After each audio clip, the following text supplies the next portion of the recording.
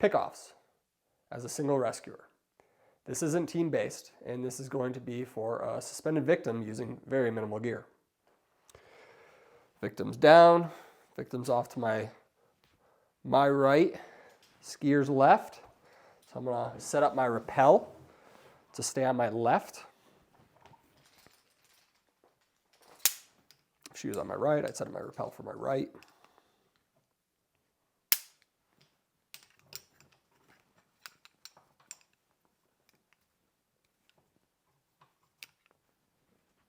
Oh, I can do this. Okay. Before I clip this to my harness, I actually want to set up an extension. I'm going to use my cordelette.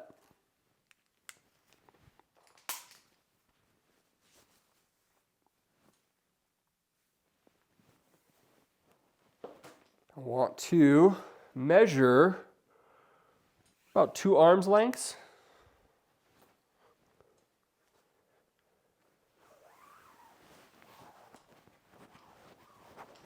And that's going to create one long side and one short side. I'm going to take both strands, just do a clove hitch.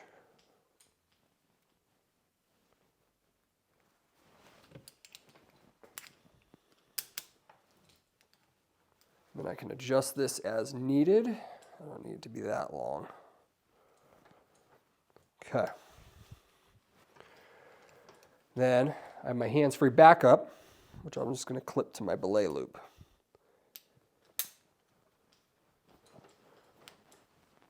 And this is just a 3-wrap prusik using an 8mm VT on both lines. Okay, so when I weight that, okay, make sure that doesn't reach and touch and mind itself. So now I have 2 strands. This short strand is going to be the backup for the patient.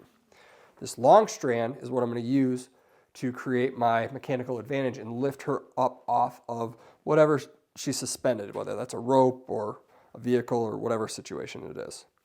So I can just take this,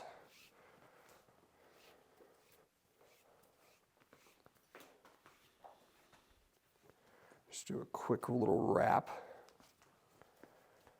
so this isn't dangling all over the place while I'm going down. Okay, so that's manageable. I can hold it if I had to. So if I start up off here, I rappel down. I can go hands free. I can add a catastrophe knot into the system just for added safety. I could, if I wanted to, clip her in right away just to secure her to my rope system. Take something like a Purcell prusik. I'm going to loop that through my harness. I'm just using my upper loop right now. Reach down, clip that to her belay loop. Okay, so she's somewhat secured to this rope system now, but I got to lift her up off of this, if this is a device or whatever it is. I'm going to take my ropes. Okay, I'm going to identify the longer strand. Oh yeah, that's definitely longer. Okay, now from here, clip that onto the belay loop, and I'm going to go clockwise. Clip that up. I have a pulley and a micro traction on me. I'm going to use this pulley.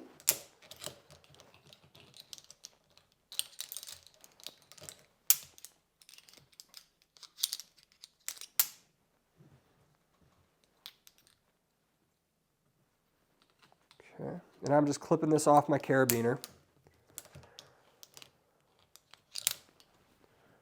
Then I'm going to come down here and I'm going to use the existing pulley that's already there, because I can. I'm going to load my micro traction. I'm just going to look right at the photo. Set the teeth.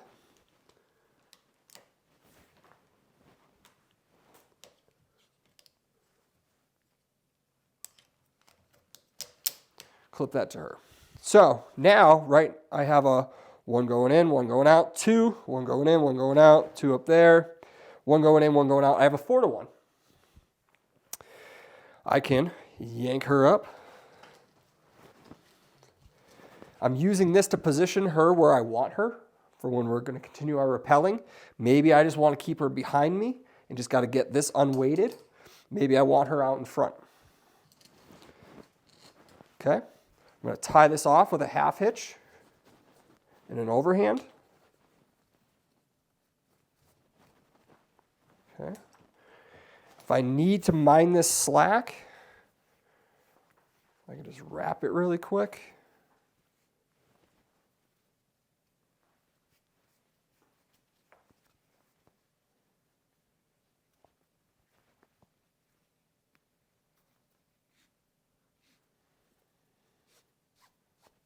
Okay, so that's somewhat organized. Now, second point of attachment, because this went slack. I don't want virtual redundancy. I want to secure her where if something fails, she's actually going to stay in place. So I can just do an alpine butterfly.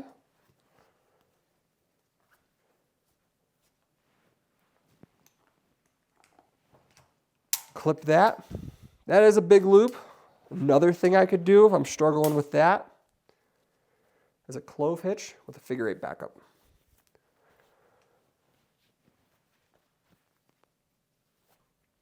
Okay.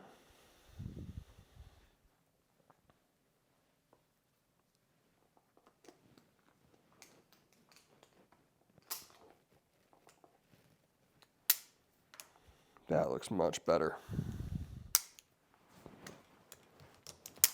Cool. So locked.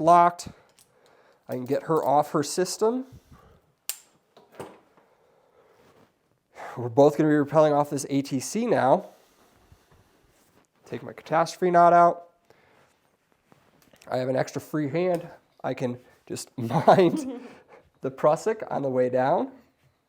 If I need additional friction, here, step up really quick so I can show it on the camera. Okay. So let's say I needed an additional friction. I can take another carabiner. I'm just going to go off this top loop of my harness to keep things clean. Now I have all this extra friction, but this becomes a two-handed operation. Lowering this, you can lean back.